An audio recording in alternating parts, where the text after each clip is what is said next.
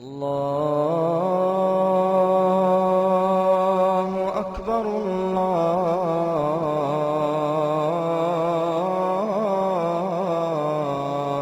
Акбар. كم من معاني ساقها المولى لنا بمحبة وفي الإله تآخي وتذكروا فالخل يهجر خله إلا التقاة فهم من الأبرار. كم من معاني ساقها المولى لنا بمحبة وفي الإله تآخي وتذكروا فالخل يهجر خله إلا التقاة فهم من الأبرار. С именем Аллаха Милостивого и Милосердного. Это одно из наших посланий, с которым мы продолжаем обращаться ко всем вам. Проект на каждый день. Сегодня мы говорим о великом деле, за которое Аллах предписал большую награду.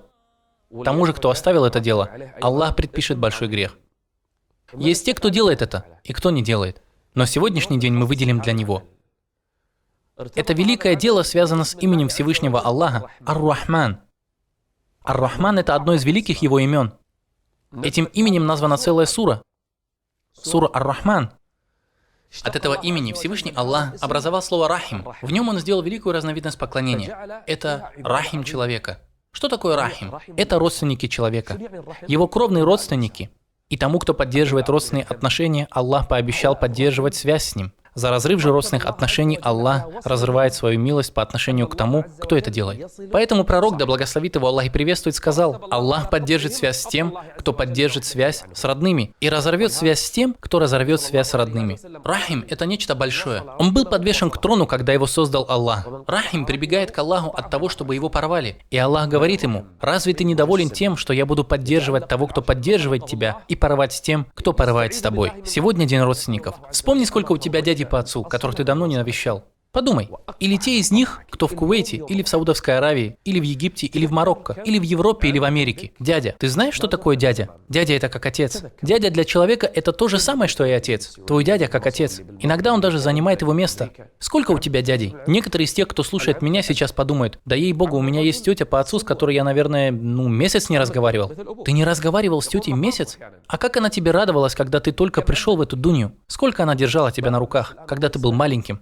Сколько дуа она за тебя сделала? Есть ли у тебя дядя по матери? Благочестие по отношению к твоему дяде по матери подобно твоему почтению к самой матери. Ходил ли ты к нему в гости, если он живет рядом? Звонил ли ты ему? Отправил ли ты ему письмо? Связывался ли ты с ним как-нибудь? Когда, о любимый брат? Есть ли у тебя тетя по матери? Тетя по матери – это как мать. Как сказал пророк, да благословит его Аллах и приветствует, тетя по материнской линии подобна матери. Если ты не общаешься с ней, то ты словно не общаешься со своей матерью. А если ты поддерживаешь с ней отношения, то словно ты поддерживаешь отношения со своей матерью. Даже если ты скажешь мне: в моих родственниках нет блага. Я хожу к ним, поддерживаю родственные связи, но в них нет блага. Ко мне они не приходят, никак не общаются со мной и не обращаются со мной хорошо. Так ты ждешь награды от них? Ты делаешь все это исключительно ради Всевышнего Аллаха. Ты должен ждать награды от Аллаха. Не надо поддерживать родственные связи, ожидая за это компенсацию. Знаешь ли ты, кто считается поддерживающим родственные связи? Поддерживающий – это тот, кто общается тогда, когда с ним не общаются. Что же касается тех, кто обменивается друг с другом посещениями,